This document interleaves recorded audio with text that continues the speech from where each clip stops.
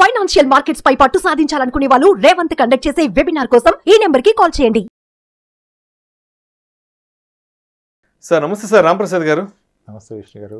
Sir Ramprasad గారు, 1 లక్ష రూపాయలు income వచ్చే ఒక ప్రైవేట్ ఎంప్లాయీ, సో తనకొచ్చే జీతంలో నుంచి ఒక 30 నుంచి 40 వేల రూపాయలు మ్యూచువల్ ఫండ్స్లో నెలకి ఎస్ఐపి మోడ్లో ఇన్వెస్ట్ చేసుకుంటూ వెళ్తే మరి ఫ్యూచర్లో తనకు వచ్చే బెనిఫిట్స్ ఏంటి? ఎందుకంటే పెద్ద మొత్తంలో ఇన్వెస్ట్మెంట్ పెడుతున్నాడు. తనకు 1 లక్ష రూపాయలు వస్తే almost 30 to 40% of the amount తీసుకెళ్లి మ్యూచువల్ ఫండ్స్లో పెడుతున్నాడు కాబట్టి మరి తనకున్న బెనిఫిట్స్ ఏముంటాయి అంటారు? అసలు పెద్ద మొత్తంలో మంత్లీ ఎస్ఐపి ద్వారా పెడితే ఇనిషియల్ ఇయర్స్లో మీకు ప్రాబ్లమ్స్ వచ్చే అవకాశం ఉంటాయి. ప్రాబ్లమ్ ఇన్ ద సెన్స్ మీరు పెట్టింది తగ్గిపోతుంది, మార్కెట్ పడుతుంది. అది ఫస్ట్ పాయింట్. కానీ లాంగ్ రన్లో ఇంకెవడో మిమ్మల్ని ఏమీ కదిలించలేడు అసలు. కనీసం 12 సంవత్సరాలు 15 సంవత్సరాలు ఇప్పుడు పెద్ద మొత్తంలో పెట్టిన వాళ్ళకి దాని పవర్ అర్థమవుతుంది. రాను వీళ్ళు గ్రో అవుతారు కదా, అప్పుడు అకార్డింగ్లీ ఇది గ్రో చేస్తారు. ప్రాబ్లం వల్ల 5,000 2,000 3,000 పెట్టి నేను ప్రయోగాలు చేస్తా చూస్తాను వాళ్ళకి ఏమి అవ్వదు. ఇక్కడ మనం ఏం సైంటిస్టులు కాదు కొత్తగా ఏమైందో చూడటానికి కదా, ఆల్రెడీ ఒక ప్రూవెన్ కాన్సెప్ట్. దాంట్లో క్లియర్గా మీకు అప్స్ అండ్ డౌన్స్ కనపడుతున్నాయి. Almost 30 years of track record, worst fall ఏంటి, ఎలా రియాక్ట్ అంతా ఉంది. సో ఒక డీసెంట్ అమౌంట్ పెడితే దాని ఎఫెక్ట్ మీరు చూడగలుగుతారు. ఓకే, పెద్ద మొత్తంలో పెట్టిన వ్యక్తి రాను ఇంకా పెద్ద మొత్తంలో పెడతారు. ఫస్ట్ స్టెప్ అప్ పెంచుకుంటూ పోతాడు, తనకు కూడా ఆదాయ వనరులు పెరుగుతూ ఉంటాయి కాబట్టి. చిన్న మొత్తంలో పెట్టడానికి దీని పవర్ అర్థం కాదు కాబట్టి ఇన్కమ్ పెరిగితే ఇంకోటి చూసుకుంటాడు, ఇంకేమైనా పెడదాం, ఆల్రెడీ మ్యూచువల్ ఫండ్ పెడుతున్నాం కదా 5,000 అని. ఓకే, పెద్ద మొత్తంలో పెట్టడానికి ముందు మీరు అన్నట్టుగా private sector employee, be it pharma, be it manufacturing, be it IT, whatever it is, దీంట్లో పెట్టడం వలన ఆయన భవిష్యత్తు మీద భరోసా పెరుగుతుంది. ఎందుకు పెరుగుతుంది? ఇప్పుడు నెలకు ఒక 30,000 పెడుతున్నాడు అంటే కనీసం 80,000 జీతం లేని 30,000 పెట్టలేడు. ఓకే, 30,000 నెలకు పెడితే పర్ ఇయర్ ఆయన పెడుతుంది ఎంత? 3,60,000. 3,3.6 అవుతుంది. 3,60,000. ఒక కాలం కలిసి వచ్చింది, ఎటువంటి ఇబ్బంది జరగలేదు, నిర్విఘ్నంగా నిర్విరామంగా పెట్టాడు. ఒక 5 ఏళ్ల పాటు పెట్టాడు అనుకోండి. 5 ఏళ్ళు అంటే 5 3 15 లక్షలు, ఇంకొక 3 18 లక్షలు పెట్టాడు. మార్కెట్ అంతా సవ్యంగా సాగి జరిగితే ఈ పెట్టిన 18 లక్షలు కాస్త పెరిగి ఒక 25 లక్షలు అవుతుంది. 25-27 లక్షలు అవుతుంది. లేదు మార్కెట్ అప్పుడు దెబ్బ కొట్టేసింది, అప్పటిదాకా 25 లక్షలు అయిపోయి 25% పడిపోయింది మార్కెట్. అప్పుడు 25 కాస్త మళ్ళీ 5 లక్షలు తగ్గి 18 లక్షలు అయింది అనుకోండి, 7 లక్షలు తగ్గింది, 25% పడిపోయింది. అంటే 5 ఏళ్ల తర్వాత నేను పెట్టిందే ఉంది. ఇది పాసిబుల్. అదే రోజు మార్కెట్ పడ్డది, రేషన్ వచ్చింది, జాబ్ కోల్పోయారు. ఓకే, అప్పుడు ఆయన నెలవారీ ఖర్చు ఒక 60,000 ఉంటుంది, 60,000 70,000 ఖర్చు ఉంటుంది. సో ఇప్పుడు జాబ్ పోతే ఇమీడియట్గా కావాల్సింది ఏంటి? ఏమీ అక్కర్లా, నెలవారీ ఖర్చులు డబ్బులు ఉంటే ఆడ ధైర్యంగా పడుకోవచ్చు. ఆయనకు కావాల్సింది ఎంత? 60,000 కదా. నీ దగ్గర ఎంత ఉంది డబ్బు? 18 లక్షలు ఉంది. 60,000 నెలకు తీసుకుంటే సంవత్సరానికి నువ్వు తీసుకున్నది ఎంత? 7,20,000. దగ్గర 18 ఉంటే ఇంచుమించుగా 3 ఏళ్ళు బ్రతకగలుగుతావు. జాబు రాకుండా ఎలా బ్రతికోడు అలా. ఇక్కడ కాకుండా ఎక్కడైనా పెడితే ఇది అవుతుందా? ఇప్పుడు ఎస్ఐపికి ఎటువంటి కమిట్మెంటు లేదు. మీరు పెడుతున్న అమౌంట్ పెంచుకోవచ్చు, తగ్గించుకోవచ్చు, ఇష్టం వచ్చినప్పుడు ఆపేయచ్చు, క్యాన్సిల్ చేసేయచ్చు, ఎస్ఐపిని పాజ్ కొట్టచ్చు కొన్ని నెలల పాటు. అలాగే ఎప్పుడు ఏ అవసరానికైనా ఎంత అంటే అంత తీసుకోవచ్చు. ఇలా ఉన్న వెసులుబాటు ఇంకెక్కడైనా ఉందా? ఎటువంటి వేస్టేజ్లు, మేకింగ్ ఛార్జెస్, ఎగ్జిట్ లోడ్లు ఏమీ లేకుండా తీసుకోవచ్చు 1 year దాటితే. ఎప్పుడైనా ఎంత, ఇది ఒక కమిట్మెంట్ కాదు. అదే ఒక పాలసీ కడితే నువ్వు కట్టకపోతే టైంకి కట్టేదాన్ని పెంచుకోలేవు, కష్టం వచ్చింది తగ్గించుకోలేవు, టైం కట్టకపోతే లేట్ పేమెంట్ అంటాడు. ఇక్కడ అదేం లేదు కదా, నీకు వద్దా ఆపేసే, పెంచుకో, తగ్గించుకో, నీ అవసరానికి ఎప్పుడైనా ఎంత మారకైనా తీసి వాడుకో. లేదు సార్, మరి మీరు అన్న ఎగ్జాంపుల్లో ఆయన పెట్టింది 18, ఏముంది సార్, ఏమీ లేదు, అది తీసుకుని తింటే అలా అన్నాడు. మంచి క్వశ్చన్ కదా. 25 లక్షలు అయింది, మళ్ళీ సన్నగా పడిపోయింది, ఇప్పుడు 16 లక్షలు అయింది, పెట్టింది కూడా లేదు, 5 ఏళ్ల పాటు నష్టం వచ్చింది కదా సార్. మరి ఇప్పుడు ఎలా సార్ అంటే, అప్పుడే దానికి ఎగ్నెస్ట్గా లోన్ తీసుకోవచ్చు. లోన్ తీసుకోవడం వల్ల ఏంటి, నువ్వు అస్సల్ని ఏం డిస్టర్బ్ చేయట్లా, దాని మీద లోన్ తీసుకొని వాడుకుంటావు. మార్కెట్ 30% పడ్డాక మోస్ట్లీ అక్కడ నుంచి రికవరీ అయ్యే కదా. 40% పడితే నెక్స్ట్ 1 yearలో అట్లీస్ట్ రికవరీ అయింది కదా. అప్పుడు దాన్ని డిస్టర్బ్ చేయకు, దాన్ని ప్లెడ్జ్ చేసి దానికి ఎగ్నెస్ట్గా లోన్ తీసుకో. లోన్ అని తీసుకోవాలి, 1 yearకి సరిపడా తీసుకో. అది కూడా ఓడీ లోన్ లాగా ఇస్తారు మ్యూచువల్ ఫండ్స్ మీద. ఓడీ లోన్ అంటే ఏంటి? ఓన్లీ ఇంట్రెస్ట్ పే చేయడం.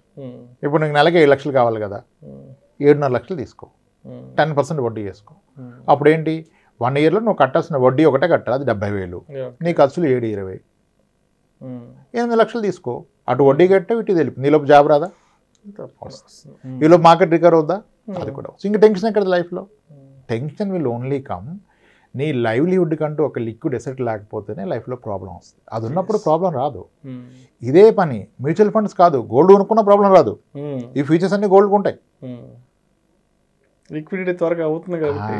కానీ ఇక్కడ మీ క్వశ్చన్ మ్యూచువల్ ఫండ్స్లో ఏంటంటే దీనికి పొటెన్షియల్ ఆఫ్ గ్రోత్ ఎక్కువ. ఇండియా ఈజ్ గ్రోయింగ్ ఎకానమీ, పెద్ద స్టోరీ.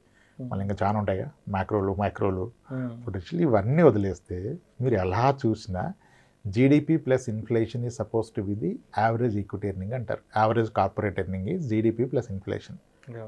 ఇండియా జీడిపి 7, ఇన్ఫ్లేషన్ ఎంత కొట్టినా 6 ఉంటుంది. 7 + 6 = 13 ఎక్కడికి పోదు.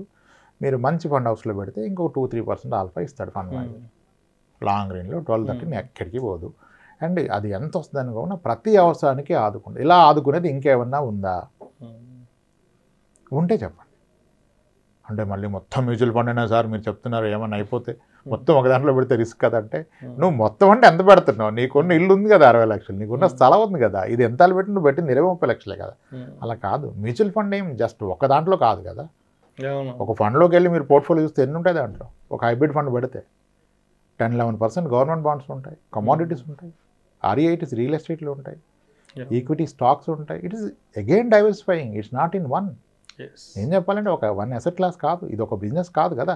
మీ దగ్గర ఫార్మా స్టాక్స్ ఉన్నాయి, IT స్టాక్స్ ఉన్నాయి, బ్యాంకింగ్ ఉన్నాయి, స్పెషాలిటీ కెమికల్స్ ఉన్నాయి, కన్జ్యూమర్ FMCG ఉన్నాయి, అన్నీ ఉంటాయి కదా. Why worried, it's well diversified. మనకంటే తెలివైన వాడు మేనేజ్ చేస్తున్నాడు. వాడికి ఎమోషన్ లేదు, ఆడి day in day out job అదే. ఈ మధ్య మొన్న HDFC కరెక్షన్ అయింది కదా, అయినప్పుడు అందరూ మ్యూచువల్ ఫండ్ మీద రీసెర్చ్లు మొదలెట్టేశారు. వీళ్ళు ఇంత హోల్డ్ చేశారు. ఒక ఫండ్ హౌస్ అసలు HDFC హోల్డ్ చేయలేదు. ఆ ఫండ్ హౌస్ గొప్పదని చెప్తున్నారు. నిజానికి గొప్ప ఫండ్ హౌసే, ఇప్పుడు హోల్డ్ చేయలేదు. మరి ఇదే విశ్లేషకులు అదానీ పడ్డప్పుడు ఆ ఫండ్ హౌస్ హైయెస్ట్ హోల్డ్ చేస్తుంది అదానీ. అప్పుడు ఈ ఫండ్ హౌస్ నమ్మొద్దు, వీడు అదానీ ఎక్కువ హోల్డ్ చేస్తున్నాడు. చూసారా ఎలా మాట్లాడుతున్నాం మనం. సో అంటే వాళ్ళకు ఒక ఫండ్ హౌస్కి ఒక ప్రొసీజర్ ఉంటుంది, వాళ్ళు ఫాలో అవుతారు. But they are definitely experts. ఆ రోజు అంత పడ్డ లాస్ట్లోకి వెళ్ళలేదు, ఈరోజు కొంచెం బెటర్గా చేయగలిగారు. విత్ ఇన్ ఫండ్ హౌస్ కూడా ఒక స్టాక్ని ఒక ఫండ్ హౌస్లోనే ఒక ఫండ్ మేనేజర్ ఒప్పుకోడు. I'm not a believer in the stock అంటాడు. Different strategy. మీకు ఆప్షన్స్ ఉన్నాయి కదా, you can choose different fund house, different funds, different category. So ఈ వెసులుబాటు ఎక్కడ ఉంటుంది? ఈ రోజు ఇది చేయట్లేదంటే మార్చవచ్చు. ఇప్పుడు ఒక పాలసీ కొన్నాను నేను, ఈ పాలసీ సరిగా లేదు, వేరే పాలసీ మార్చగలుగుతానా? లేదు. మ్యూచువల్ ఫండ్లో స్కీమ్ మార్చవచ్చు కదా, అమౌంట్ మార్చుకోవచ్చు కదా, ఫ్రీక్వెన్సీ మార్చుకోవచ్చు, డేట్ మార్చుకోవచ్చు, అమౌంట్ మార్చుకోవచ్చు, తీసుకోవచ్చు. అసలు ఎక్కడుంది ఇంత వెసులుబాటు? అది చూసుకోవాలి. పెరుగుతుందా? గ్యారంటీగా పెరుగుతుందా? పెరగదు. In short and long run పెరుగుతుంది. సో ఒక ప్రైవేట్ సెక్టర్ ఎంప్లాయీకి కావాల్సింది ఏంటంటే, రేపు నాకు ఇబ్బంది వస్తే నన్ను ఆదుకోవడానికి ఇది ఉంది. ఇప్పుడు ఒకటి ఉంటాడు, నాకేం ప్రాబ్లం లేదురా మా అన్నయ్య చూసుకుంటాడు అంటాడు. ఆడిగాడు అన్నయ్య ధైర్యం, పర్లేదురా మా అన్నకి ఇప్పుడు ఫోన్ కొట్టినా కొట్టమంటే 2 లక్షలు కొడతారా, నాకేం టెన్షన్ లేదు అంటాడు. అది ఎలాగో ఈ మ్యూచువల్ ఫండ్ అలాగే. మ్యూచువల్ ఫండ్ వాడికి ఒక అన్నయ్య, మా మామయ్య చెప్పాల్సిన అవసరం లేదురా కొడతారు అంటాడు. అమ్మ ప్రతి మ్యారేజ్ దగ్గర 2 లక్షలు కొడతారా వద్దంటే అంటాడు అదృష్టవంతుడు. ఈ మ్యూచువల్ ఫండ్ అలా కొడద్దు నేను. సో ఇది ఒక ధైర్యాన్ని కొనుక్కోవటం, ఒక లిక్విడ్ ఎసెట్ కూడబెట్టుకోవటం, ఒక కమిట్మెంట్ లేనిది, హెడ్ఏక్ లేనిది. 30,000 SIP కట్టేవాడు ప్రశాంతంగా పడుకుంటాడు, 30,000 EMI కట్టేవాడు భయంతో పడుకుంటాడు. రెండు ఉండాలి. అది ఇది ఉంటే హ్యాపీ, అది ఇది రెండు ఉంటే నో ప్రాబ్లం. రేపు ఇబ్బంది వచ్చిన ఇది అదే కడుతుంది, నీకు ఫుడ్ పెడుతుంది. కానీ ఓన్లీ EMIలు ఉంటే రేపు ఇబ్బంది వస్తే కష్టం. సో ప్రైవేట్ సెక్టర్ ఎంప్లాయీస్కి ఎందుకంటే అన్సర్టైన్ జాబ్ కాబట్టి వాళ్ళకి liquidity is most important. Government employee పెట్టకపోతే పోయేదేముంది? ఆయన జాబ్ సెక్యూర్డ్ అనుకుంటే నాకేముంది సార్ ఏమైనా సస్పెండ్ అయినా సగం తీస్తారంటారు, ఏం చెప్పలేము ఇంక. అది sir. So this is the most powerful tool. మనం ఎందుకు చెప్తామంటే ఇది ఒకటి జీవితంలో భరోసా పెంచుతుంది, భయం తగ్గిస్తుంది, ధైర్యంగా బ్రతకవచ్చు. ఎంత ఈక్విటీ అంత ధైర్యంగా బ్రతకవచ్చు. చాలామంది మీకు అసెట్ అలొకేషన్ చెప్తారుగా, డెట్ ఇంత ఈక్విటీ ఇంత అని. నిజానికి ఈక్విటీని పూర్తిగా అర్థం చేసుకునే వ్యక్తి మనకు చెప్పేది ఏది పాటించడం. ఏం చేస్తారు తెలుసా? అందరూ అడుగుతారుగా మీ అలొకేషన్ అంతా ఈక్విటీ అని.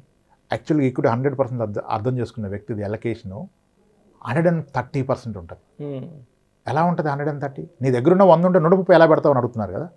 ఎలా పెడతారంటే ఇది ఎవరిని పెట్టమని చెప్పట్లేదు. This is the peak conviction level ఉన్న ఫండ్ మేనేజర్లు చెప్పింది. At a personal interaction, not on camera, not in public. ఏం చేస్తారంటే ఒక వ్యక్తి పూర్తి నమ్మకం వచ్చేసింది, గుడ్డిగా నమ్మే అంత వచ్చినప్పుడు ఏం చేస్తాడు వాడు, ఒకసారి మార్కెట్ పడుతుంది 40%. ఎవరికి తెలవదు కదా, పడిపోయింది. ఇంకా 40-50 పడితే ఇంకా పడదు కదా. 40 పడ్డప్పుడు ఏం చేస్తాడు, అప్పటిదాకా వీడిది ఒక 2 కోట్లు ఉంది, 2 కోట్లు కాస్త తగ్గి 1,20,00,000 అయిపోయింది. మార్కెట్ 40 పడ్డది, ఇంక 80% లేస్తున్నా. అర్థమైంది కదా. 10-20 అర్థం కాదు కానీ 30-40 ఈజ్ పీకింగ్. అప్పుడు ఏం చేస్తారంటే ఇంకా వీ నో ఇంత పడ్డదంటే నెక్స్ట్ 1 yearలో అట్లీస్ట్ రికవర్ అయింది. ప్రాఫిట్స్ రాకపోయినా అసలుకి వెళ్ళిపోద్ది. అప్పుడు ఏం చేస్తాడు, ఈ ఉన్న 1,20,00,000 ఉంది కదా 2 కోట్లు, ఈ 1,20,00,000 మీద లోన్ తీసుకుంటాడు. ఒక 60-70 లక్షల లోన్ వస్తుంది కదా, ఈ 70 ఇన్వెస్ట్ చేసేస్తాడు. అంటే is exposure in equity is what more than what is having.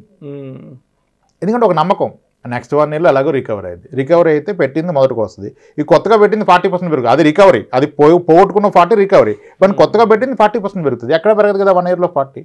ఇలా వాడతారు. అంటే ఇట్స్ ఆల్ డే 1 ఎవ్వరు ఇది చేయొద్దు. బియాండ్ అ పాయింట్ మీరు ఒక ఎక్స్పీరియన్స్ ఒక 5 years 6 years ఒక డీసెంట్ మనీ పెట్టిన వాళ్ళకి ఇది చాలా ఈజీ. ఇది పెట్టా కూడా అడేం కంగారు పడ్డు. కానీ ఫస్ట్ టైం పెట్టేవాడికి అని చెప్తే ఆ నిద్రపడ్డది, ఈలో బీపీ వస్తే డయాబెటీస్ పోతాడు. బియాండ్ అ పాయింట్ ఒక ఎక్స్పీరియన్స్ వచ్చాక ఒక డీసెంట్ మనీతో ఎక్స్పీరియన్స్ తీసుకోవాలి. ఎస్ఐపిలో అటు ఇటు కానీ మనీ పెట్టడం దండగా, ఉపయోగం లేదు. ఒక పనికొచ్చే మనీ పెట్టండి. జీతాలు పెద్దగా ఉంటాయి, 10,000 చేస్తున్నా, 15,000 చేస్తున్నా, 25,000 చేస్తున్నా. దేనికి చేస్తున్నా 25,000? దేనికి వస్తుంది చెప్పు, దేనికి వస్తుంది? నీ కొడుకు 6th class, అవును సార్ 6th class. ఇంకెన్ని ఇయర్స్లో హైయర్ ఎడ్యుకేషను? ఇంకేముంది సార్, ఒక 7 yearsలో హైయర్ ఎడ్యుకేషన్ కదా. ఎక్కడ పంపిస్తావు సార్? ఒక మంచి ఇన్స్టిట్యూట్ సార్, మణిపాల్ యూనివర్సిటీ పంపిద్దాం అనుకున్నాం సార్. ఎంత మణిపాల్ యూనివర్సిటీ? మా వదిన గారి అబ్బాయికి 28 లక్షలు అయింది. మరి మీ వాడికి ఎంత అయింది? 60 లక్షలు అయితే సార్. అవుతుంది కదా. మరి 25,000 ఎస్ఐపి 60 లక్షలు అయిద్దా? కాదా సార్ అంటే ఎట్లా అయిద్దా? నువ్వు పెట్టేది ఎంత? 2.5 లక్షలు సంవత్సరానికి, 6 ఏళ్ళు పెడితే ఎంత? 15 లక్షలు. 15 లక్షలు 40 అయిపోద్దా?